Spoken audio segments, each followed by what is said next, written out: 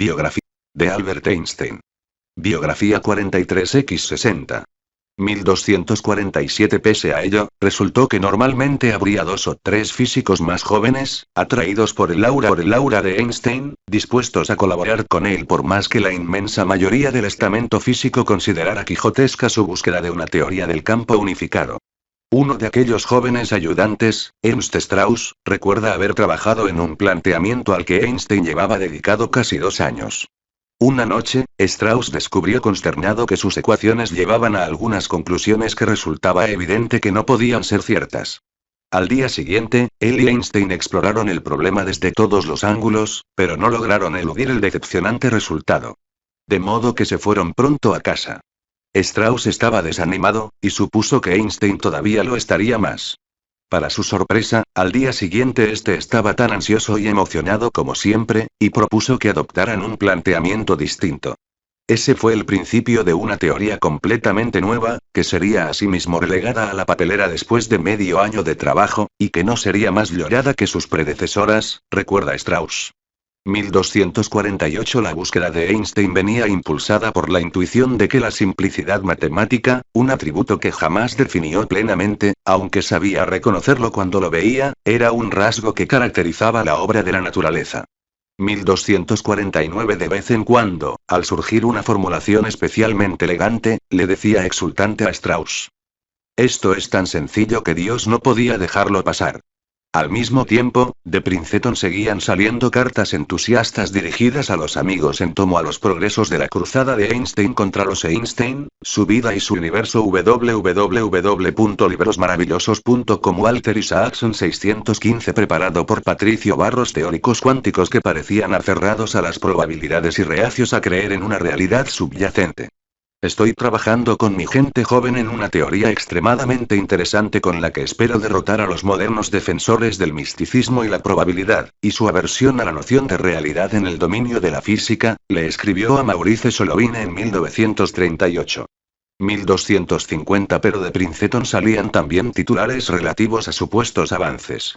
Remontando una cumbre matemática hasta ahora todavía no escalada, el Dr. Albert Einstein, montañero de los Alpes cósmicos, informa de que ha avistado una nueva pauta en la estructura del espacio y la materia, declararía William Lawrence, el distinguido reportero científico del New York Times, en 1935, en un artículo publicado en primera página. El mismo periodista y el mismo periódico dirían en 1939, también en primera página. Albert Einstein revelaba hoy que, tras 20 años de constante búsqueda de una ley que explicara el mecanismo del cosmos en su integridad, abarcando desde las estrellas y galaxias en la inmensidad del espacio infinito hasta los misterios que yacen en el corazón del átomo infinitesimal, finalmente ha llegado a divisar lo que él espera que sea la tierra prometida del conocimiento, que alberga a lo que puede ser la llave maestra del enigma de la creación. 1251. Los triunfos de sus días de juventud se debieron en parte al hecho de poseer un instinto capaz de olfatear realidades físicas subyacentes. Pudo así captar intuitivamente las implicaciones de la relatividad de todo movimiento, la constancia de la velocidad de la luz, y la equivalencia de las masas gravitatoria e inerte. A partir de ahí pudo construir teorías basadas en su intuición para la física. Posteriormente, sin embargo, pasó a depender más de la formulación matemática, puesto que había sido esta la que le había guiado en su carrera final para completar las ecuaciones de campo de la relatividad general. Einstein, su vida y su universo. www.librosmaravillosos.com. Walter Isaacson 616. Preparado por Patricio Barros. Ahora, en su búsqueda de una teoría unificada, parecía haber un montón de formulaciones matemáticas, pero muy pocas intuiciones físicas fundamentales que le guiaran. En su anterior búsqueda de la teoría general, Einstein se había guiado por su principio de equivalencia que vinculaba la gravitación con la aceleración, diría Vaness Schotman, colaborador de Einstein en Princeton. ¿Dónde estaban los principios guía equivalentes que pudieran llevar a la construcción de una teoría del campo unificado? Nadie lo sabía. Ni siquiera el propio Einstein. Así, dicha búsqueda no era tanto una búsqueda propiamente dicha como un avanzar a tientas en las tinieblas de una jungla matemática insuficientemente iluminada por la intuición física. Jeremy Bernstein lo denominaría posteriormente como un barajar casi aleatorio de fórmulas matemáticas y nada de física a la vista. 1252. Al cabo de un tiempo dejaron de salir de Princeton tanto los titulares como las cartas optimistas, y Einstein admitió públicamente que, al menos por el momento, estaba bloqueado. No soy tan optimista, declararía al New York Times. Durante años, el periódico había informado regularmente de cada uno de los supuestos avances de Einstein hacia una teoría unificada, pero ahora su titular rezaba: Einstein desconcertado por el enigma del cosmos. Pese a todo, Einstein insistía en que seguía sin poder aceptar la visión de que los sucesos de la naturaleza son análogos a un juego de azar. Y en consecuencia, se empeñaba en continuar su búsqueda. Aunque fracasara, consideraba que el esfuerzo merecería la pena. Todo hombre es libre de elegir la dirección de sus afanes, explicaba, y todo hombre puede consolarse con el acertado dicho de que la búsqueda de la verdad es más preciosa que su posesión. 1253. Más o menos cuando Einstein cumplía los 60 años, a comienzos de la primavera de 1939, Niels Bohr viajó a Princeton para una estancia de 2 meses. Einstein se mantuvo algo distanciado de su viejo amigo y contrincante. Se encontraron en varias recepciones, mantuvieron alguna Einstein, su vida y su universo. www.librosmaravillosos.com. Walter Isaacson 617. Preparado por Patricio Barros. Pequeña charla, pero no reanudaron su viejo juego de lanzarse mutuamente experimentos mentales sobre la rareza cuántica. Durante este período Einstein solo dio una conferencia, a la que asistió Bohr. Trataba de sus últimos intentos de hallar una teoría del campo unificado. Al final, Einstein fijó su mirada en Bohr y señaló que durante largo tiempo él había tratado de explicar la mecánica cuántica de aquel modo. Pero dejó claro que prefería no seguir discutiendo el asunto. Bohr se sintió profundamente disgustado por aquello, recordaría su ayudante. 1254. Bohr había llegado a Princeton con una novedad científica que estaba relacionada con el descubrimiento einsteiniano de la relación entre energía y masa, =mc2. En Berlín, Otto Hahn y Fritz Strassmann habían obtenido algunos interesantes resultados experimentales tras bombardear uranio pesado con neutrones. Dichos resultados se habían enviado a su antigua colega, Lise Meitner, que hada poco se había visto obligada a huir a Suecia debido al hecho de que era medio judía. Esta, a su vez, los había puesto en conocimiento de su sobrino Otto Frisch, y ambos concluyeron que el átomo se había dividido, se habían creado 2 núcleos más ligeros, y una pequeña cantidad de masa perdida se había convertido en energía. Una vez corroboraron los resultados de lo que pasaron a denominar fisión, Frisch informó de ello a su colega Bohr, que estaba a punto de partir rumbo a Estados Unidos. A su llegada, a finales de enero de 1939, Bohr describió el nuevo descubrimiento a sus colegas, y luego este se debatió en una reunión semanal de físicos que se celebraba en Princeton, y que se conocía con el nombre de Club de los lunes por la noche. En cuestión de días se habían reproducido los resultados, y los investigadores empezaron a publicar como churros artículos sobre este proceso, incluido uno que escribió el propio Bohr junto con un joven profesor no numerario de física, John Archibald Wheeler. Durante mucho tiempo Einstein se había mostrado escéptico ante la posibilidad de aprovechar la energía atómica o de liberar la potencia que entrañaba la fórmula =mc2. En una visita a Pittsburgh, en 1934, se lee Einstein, su vida y su universo. www.librosmaravillosos.com. Walter Isaacson 618. Preparado por Patricio Barros había planteado esa cuestión, y él había respondido que dividir el átomo mediante bombardeo es algo parecido a disparar a los pájaros a oscuras en un lugar donde solo hay unos pocos. Esa afirmación generó un titular a toda página en la portada del Post-Gazette. Einstein frustra la esperanza en la energía atómica / califica de vanos los intentos de liberar una fuerza inmensa / declaraciones del sabio. 1255. Con la noticia producida a principios de 1939 de que, aparentemente, sí era muy posible bombardear y dividir un núcleo atómico, Einstein hubo de enfrentarse de nuevo a la cuestión. En una entrevista realizada aquel mes de marzo con ocasión de su 60 cumpleaños, le preguntaron si la humanidad encontraría alguna utilidad a aquel proceso. Hasta ahora nuestros resultados con respecto a la división del átomo no justifican el supuesto de una utilización práctica de las energías liberadas, respondió. Esta vez, sin embargo, se mostró algo más cauto, y pasó a matizar ligeramente su respuesta. No hay ningún físico tan pobre de espíritu que permita que eso afecte a su interés en este tema tan extremadamente importante. 1256. Durante los 4 meses siguientes, de hecho sería su propio interés el que aumentaría con gran rapidez.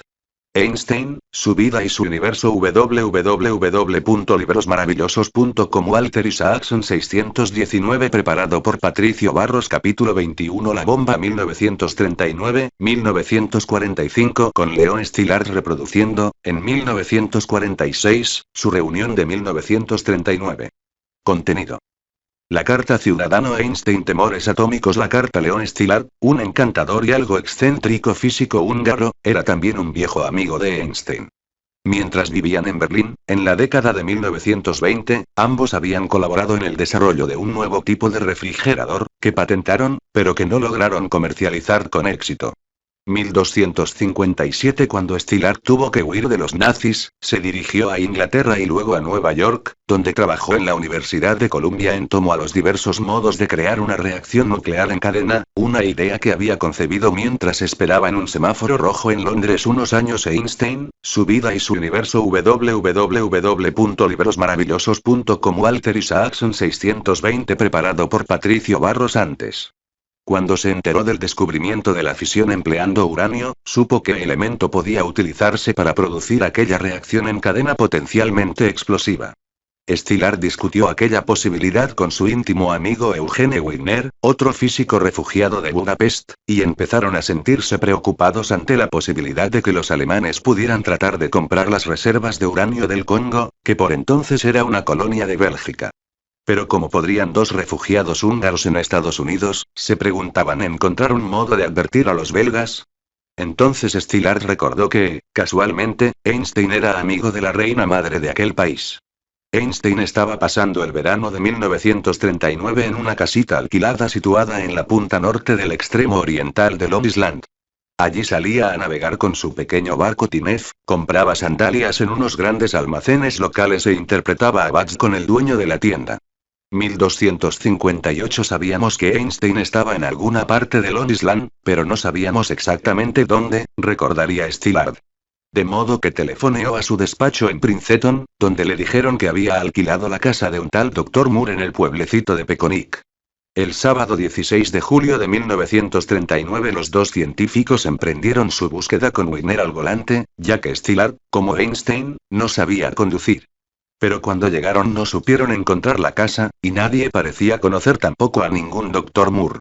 Justo cuando estaban a punto de dejarlo correr, Szilard vio a un muchacho parado en la cuneta. ¿Sabes, por casualidad, dónde vive el Dr. Einstein?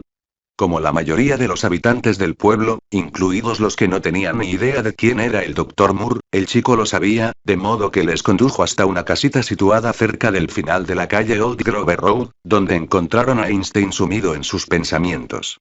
1259 Sentados en una desnuda mesa de madera en el porche de la casita, escasamente amueblada, Szilard le explicó el proceso a través del cual podía Einstein, su vida y su universo www.librosmaravillosos.com Walter Isaacson 621 preparado por Patricio Barros producirse una reacción en cadena explosiva en una masa de uranio estratificado con grafito por medio de los neutrones liberados en la fisión nuclear.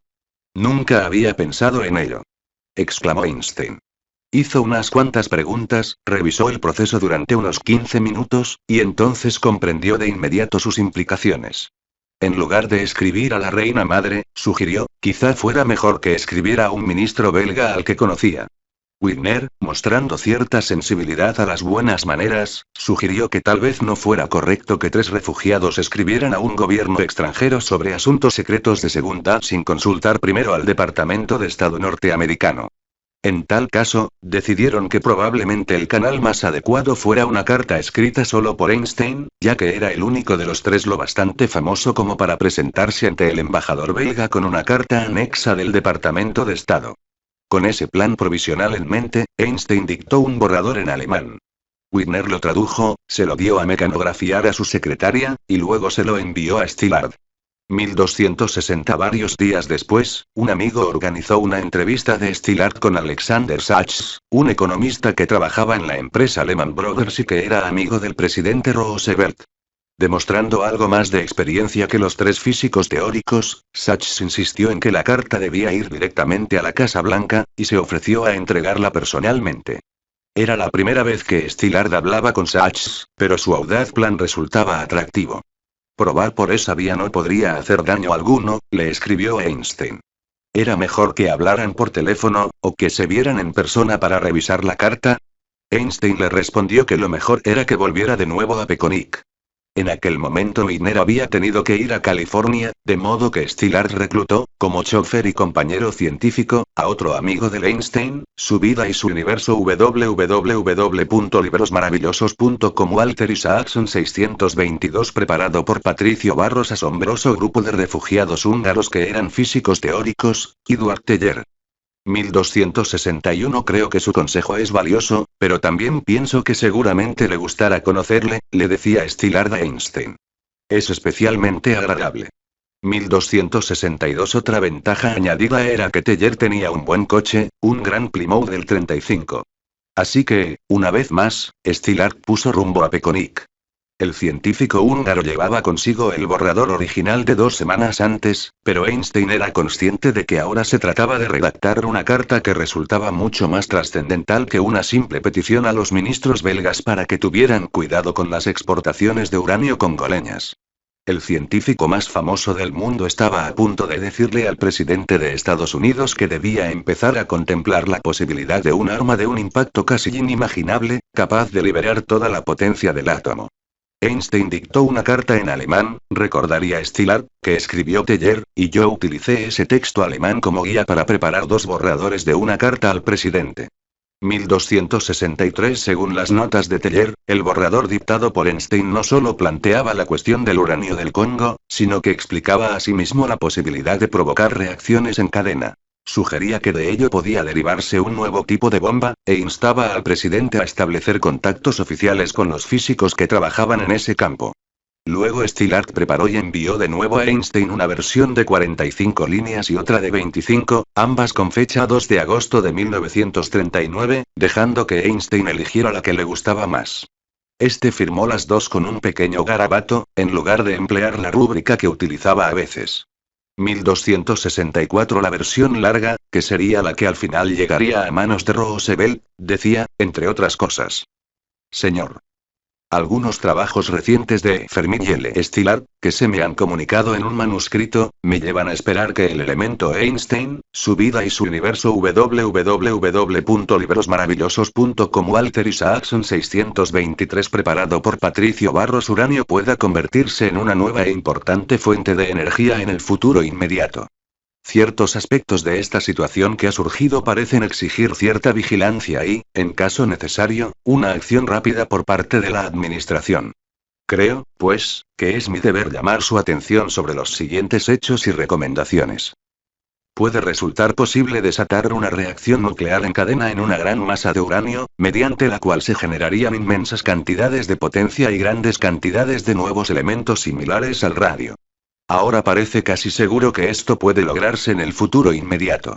Este nuevo fenómeno llevaría también a la construcción de bombas, y resulta concebible, aunque mucho menos seguro, que puedan construirse así una nueva clase de bombas extremadamente potentes.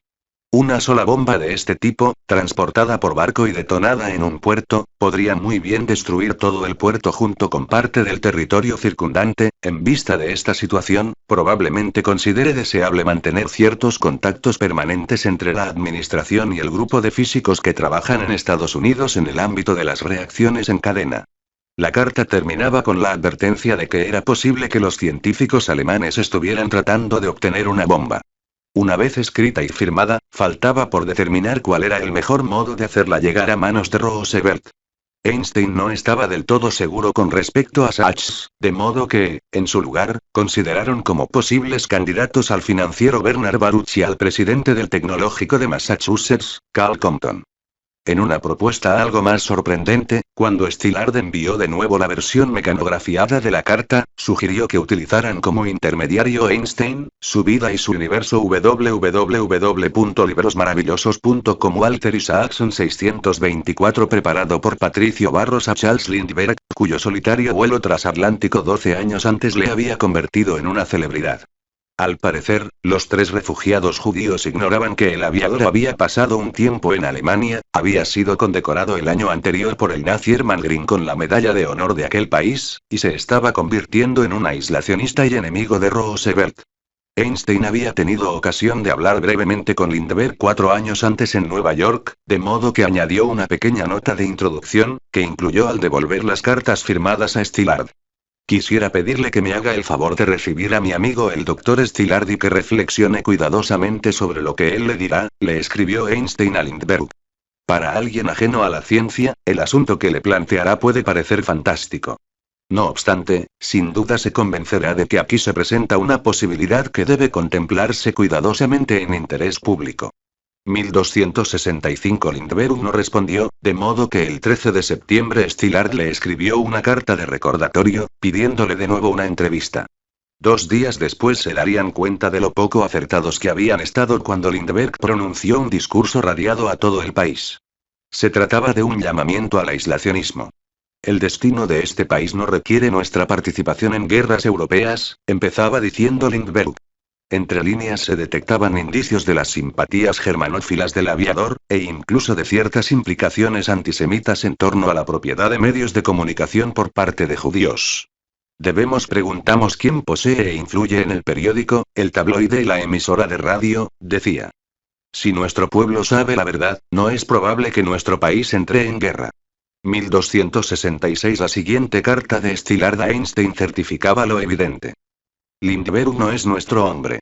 1267 Einstein, su vida y su universo www.librosmaravillosos.com Walter Isaacson 625 Preparado por Patricio Barros. Su otra esperanza era Alexander Sachs, a quien se había entregado la carta oficial que había firmado Einstein.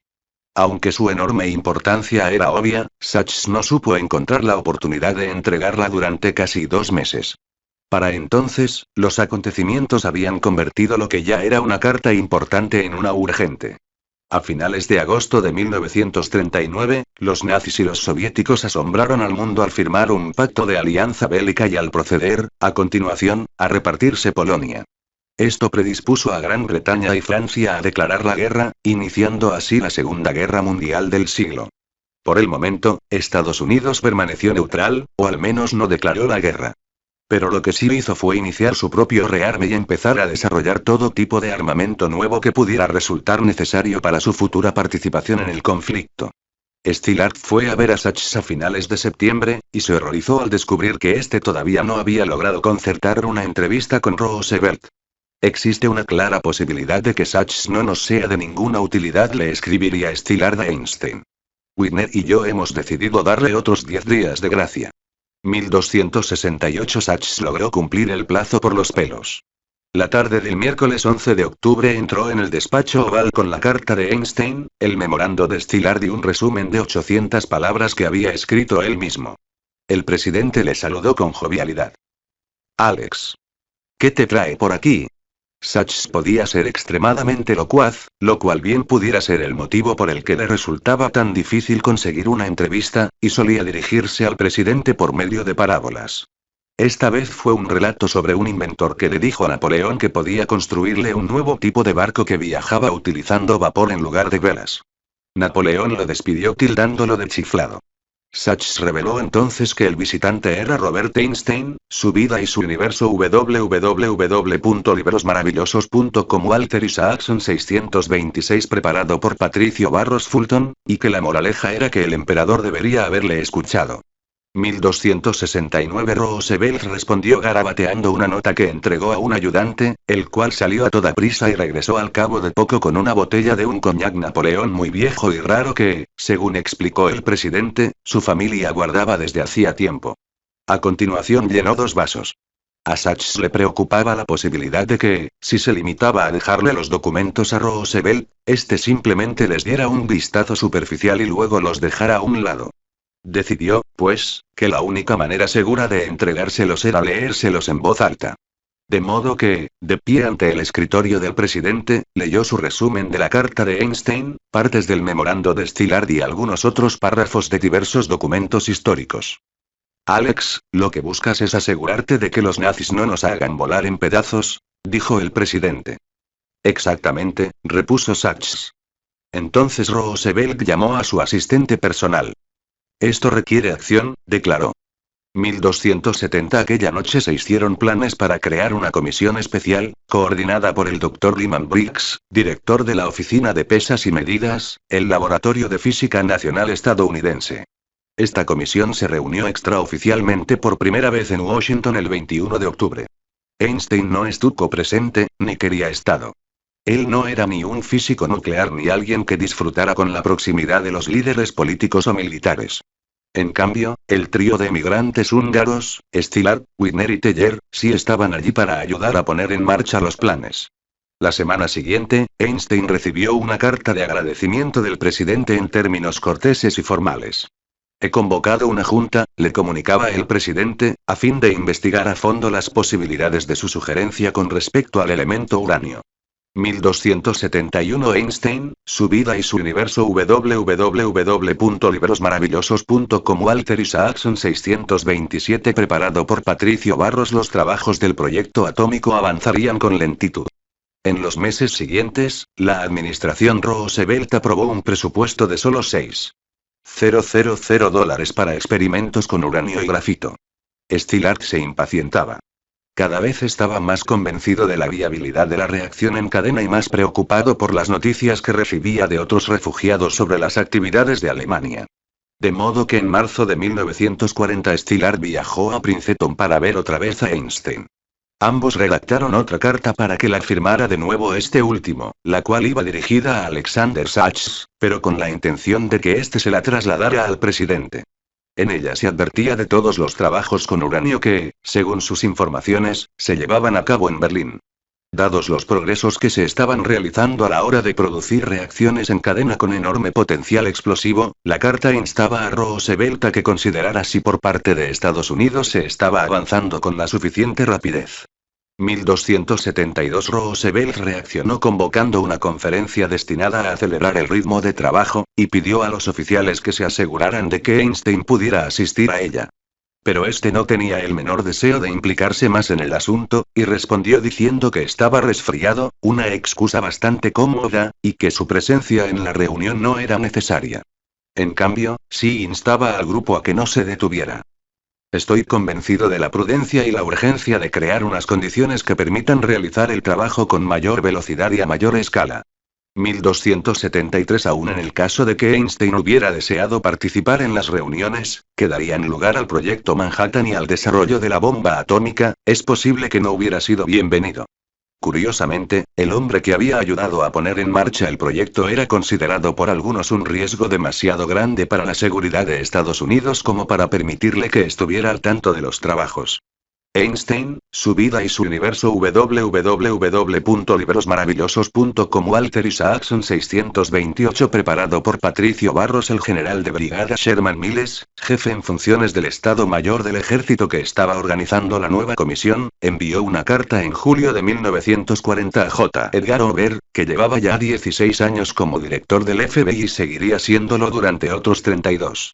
Al dirigirse a él como coronel Hoover, que era su rango militar en la Guardia Nacional, el general estaba utilizando sutilmente la superioridad del suyo propio para controlar las decisiones de los servicios de inteligencia. Así, Hoover se puso firme cuando Miles le pidió un resumen de toda la información que el FBI tuviera sobre Einstein. 1274. En su respuesta, Hoover empezaba enviándole al general Miles la carta que había escrito en 1932 la señora Frottingham, de la Corporación de Mujeres Patriotas, argumentando que debía negarse a Einstein un visado y advirtiendo contra los diversos grupos pacifistas y políticos a los que había dado su apoyo. 1275. La oficina no hizo ningún intento de verificar o comprobar ninguna de las acusaciones. Hoover pasaba luego a informar de que Einstein había participado en el Congreso Antibélico Mundial celebrado en Ámsterdam en 1932, que incluía en su comité de organización a algunos comunistas europeos. Pero lo cierto es que precisamente aquel fue el congreso en el que Einstein, como ya hemos visto, se había negado específica y públicamente a participar, e incluso a apoyar. Como él mismo había escrito a la organización. Debido a la glorificación del régimen soviético que incluye, no puedo prestarme a firmar. En esa misma carta, Einstein había pasado a continuación a denunciar a Rusia, donde parece existir una completa supresión de la libertad individual y la libertad de expresión. Pese a ello, Ober insinuaba que había respaldado el Congreso y que, en consecuencia, era prosoviético. 1276. La carta de Ober tenía 6 párrafos más donde se formulaban otras acusaciones similares sobre toda una serie de supuestos vínculos de Einstein con organizaciones que iban desde grupos pacifistas hasta partidarios de la Einstein, su vida y su universo. www.librosmaravillosos.com. Walter Isaacson 629. Preparado por Patricio Barros. República Española. También se adjuntaba un esbozo biográfico lleno de información tan trivial como errónea. Tiene un hijo, amén de diversas acusaciones.